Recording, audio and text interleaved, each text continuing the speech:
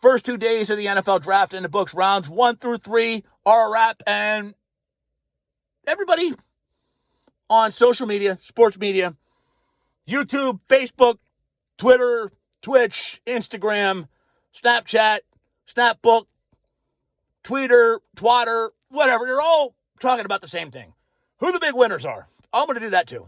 Yeah, I'm going to jump on the bandwagon.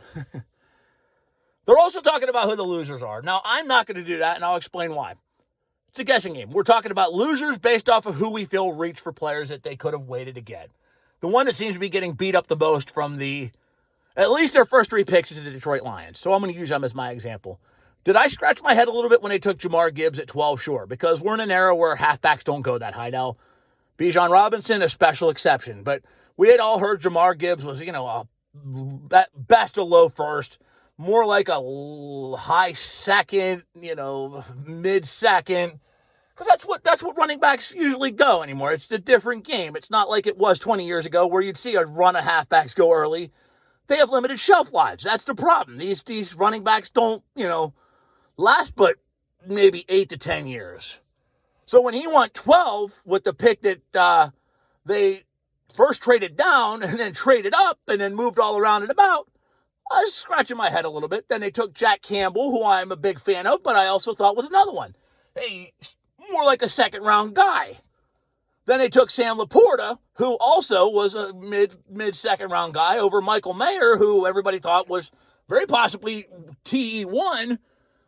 I'm like everybody else. What the hell are they doing? But at the end of the day, though, let's take a look at this. If Jahmyr Gibbs winds up having an 8 to 10-year career, winds up making the Pro Bowl 6 times, and becomes that dual-threat running back that, winds up being the guy that helps Detroit out in the backfield, winds up lining up as a slot receiver, winds up doing a little bit of everything, and becomes maybe, we'll say, the next Alvin Kamara, is it going to make a damn bit of difference that he was picked at 12 and not in the second round? Are we going to give a shit that people in the draft world called him a second rounder, that you don't take running backs that high? No. Are we going to give a damn that if Jack Campbell becomes the next great Mike linebacker, that he was slotted in the mid-second? No. Are we going to give a damn that Sam Laporta, if he winds up becoming the next Rob Gronkowski, are we going to give a shit if he was projected to go behind Michael Mayer, that he was even, tight end 5? Who cares? We're not going to give a damn because, the production is going to precede what happened on draft day. Nobody's going to look back on it. I'll give you an example. I mean, do any of you remember on draft day 2018 that Josh Allen was projected as quarterback 4 behind Baker Mayfield, Sam Darnold, and Josh Rosen? Do any of you remember that? Do any of you care? Would any of you take the 3 aforementioned quarterbacks ahead of Josh Allen? Even the most staunch Josh Allen hater? Probably not. So, we put too much emphasis on reach now, when in reality, look, these teams generally, they do things for a reason. Maybe it's a reach to us and it's a reach to the gurus, but there's something about fit. And that's the big thing there, okay? Fit is everything, and there's something these teams saw that they liked, and they didn't want to wait. There you have it. All right, let's take a look at the winners here, that all being said. And I'm not going to sit there and lie and say I might not shit the bed with these picks. I mean, I said when Arizona picked Josh Rosen and traded up to get him, I went on NBC Sports Radio in Phoenix the next day and said they had got themselves their Joe Montana, their Tom Brady, their Peyton Manning, the guy that was going to redefine how people looked at that franchise. He was going to be the one that won Super Bowls for them. Super Bowls. Going to go to multiple Pro Bowls. Going to be a multi-time All-Pro. Yeah, he was going to be historic for the Cardinals. Yeah, he was historic, all right. He was historic in NFL standards, became the first quarterback that I could think of that was picked in the first round that a team traded up to get him inside in that top 10 and above 10. He was picked 10 that they punted on a year later to pick another quarterback. I mean, so we're not perfect. It's a guessing game.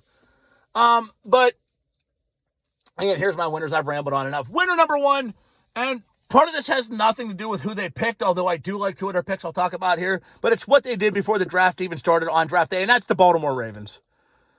This Lamar Jackson situation contractually was a mess for this franchise for the last 2 years, and it had become distracting. It really had, on and off the field. Is he staying? Is he going? Is he, what's the deal?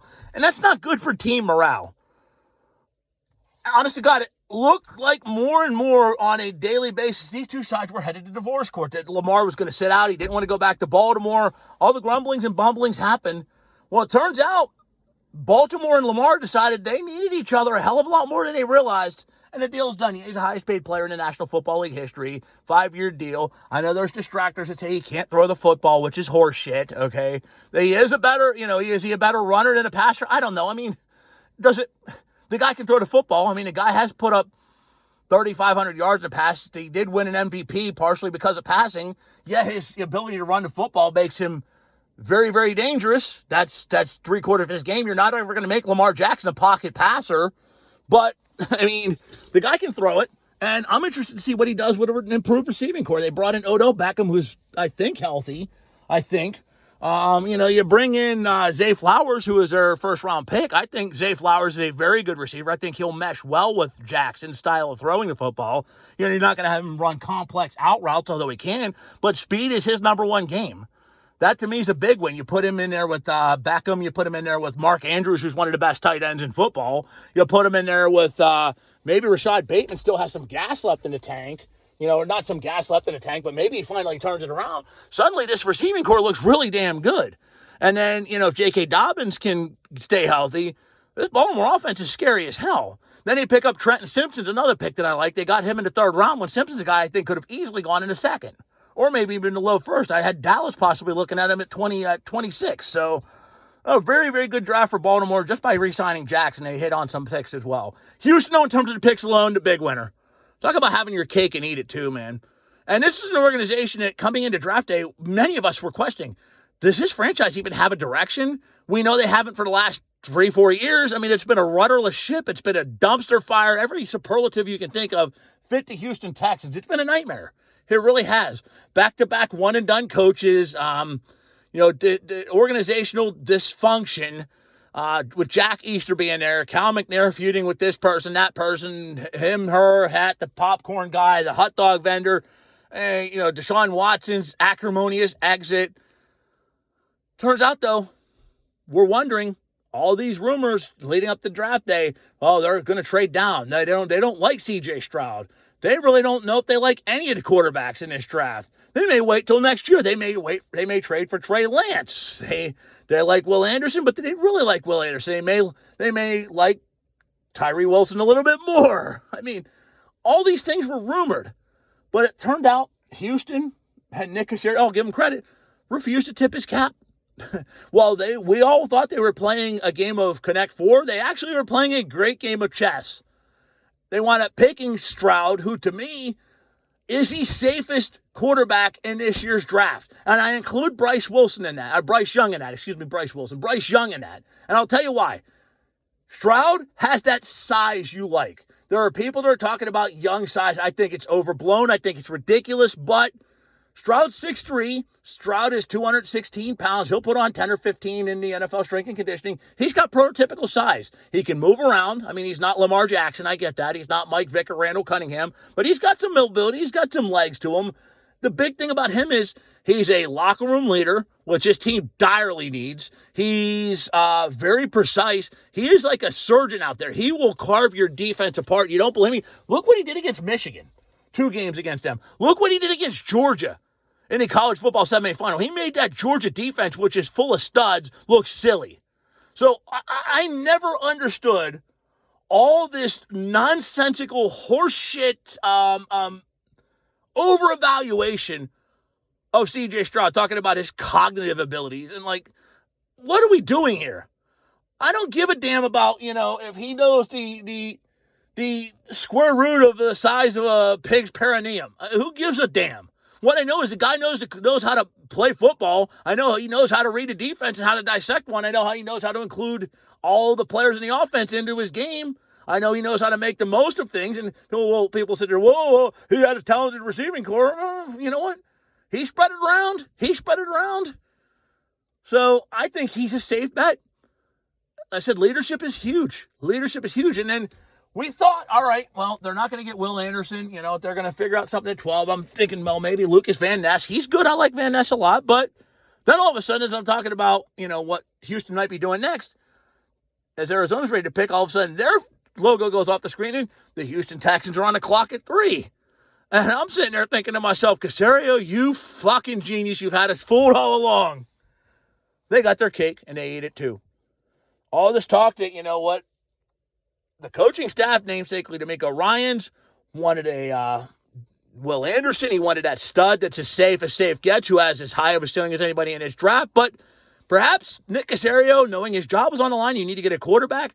And even doing the way Bobby Slowick, his offensive coordinator, wanted a QB, and C.J. Stroud fits. He knows that 49er offense. He plays that style. He can get it around, you know. I mean, this, and I know we've never seen an Ohio State quarterback. I don't buy that bullshit either. I mean, this is a different style of quarterback, unlike we've seen. He's not, I don't think he's the same as Justin Fields, okay? God rest his soul, he's not the same as Dwayne Haskins. He's a different quarterback. This is a quarterback's quarterback, in my opinion. And he's not raw, okay? He's got ready to step in right now and do the damn thing. And then Anderson, oh my God, this guy is like it. Huge win for the Texans. By the way, they go ahead and they give up pick 33. They give up pick 12. And they give up one of their first next year. They've got 2. Genius. For an organization that looked like anything but over the last 4 years. Kudos. I'm not going to take back all the negative things I said, because it was a clusterfuck the last 4 years. It was. But they hired the right coach. Made the fan base happy. They did a brilliant move in the draft. After stockpiling all those assets, the corner seems to be turning in Houston. It really does. Philadelphia. Now, there's an asterisk. I've got my concerns about Jalen Carter. I'm not going to lie to you. All right? We all know the red flags. I don't need to beat the guy up over him. But he is going to a perfect situation. Not only are there vets there that can keep him in line, but he's got some comfort level there. Not only with Nakobe Dean and Jordan Davis, but with who else I think that they won the draft by picking, and that is Nolan Smith, who they picked at 30.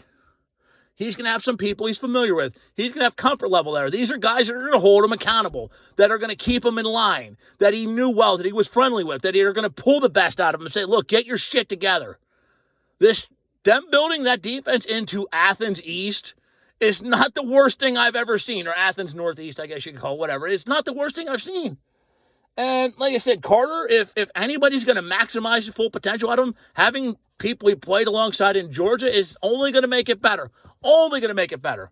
So, and look, the talent's there. If he keeps his shit together, he keeps it off the out of the stew, off the field, right? And he plays motivated. Hell, even if he doesn't play motivated, this guy is an impenetrable brick wall when it comes to running. You don't run the football on Jalen Carter. You just don't do it. And if you look at his pressure rates in college, if this is how the fucking guy plays when he's unmotivated, I am horrified to think how good he's going to be when he's got a fire lit under his ass. So, to me, that's a great pick. And Nolan Smith's a stud, too. How the hell they got him at 30, I'll never, ever know. Brilliant. The rich just got a hell of a lot richer. Hell of a lot richer. Let's see who else I could put in the win column. I'm at about 13 minutes left. Last one I'll put there is Tennessee. And I'll tell you why. I'm got my trepidations about Will Levis, but here's what I'm thinking, okay? There were talks that the Titans were very much were discussing moving up to take one of the 3 quarterbacks that happened to fall. Whoever managed to fall, because they weren't trading with Houston, they weren't trading with Indianapolis. That wasn't happening. But there were legitimate talks that were going to move up and take one of the quarterbacks that fell, which probably would have been Will Levis anyway. They didn't have to move up. They didn't have to surrender assets. They managed to get Levis in the second round. They moved up to get him, but the price was nowhere near as steep as it would have been. They didn't have to cough up multiple assets, multiple first-round picks, multiple extra draft assets. The difference from moving up in the second round versus moving up into the top 10 is night and day. They got the guy they probably would have wanted inside the top 10 anyway in the second round. And Peter Skoronski, I know some people scuff their nose up about it that don't like offensive linemen. To me, this guy is a Pro Bowler. He's a Pro Bowler for the next day. He's Rashawn Slater 2.0. Honorable mention here, Pittsburgh. Moving up to get Broderick Jones, who I think they needed to get. Big time W for them. He will absolutely do well. He'll become Kenny Pickett's best friend. He'll become Najee Harris's best friend. And they get Joey Porter Jr., the legacy. Great draft for the Steelers on day, at least on day, first 2 picks. All right, that'll wrap it up. Thank you so much for watching. I'm tired. I'm going to bed. Have a great day.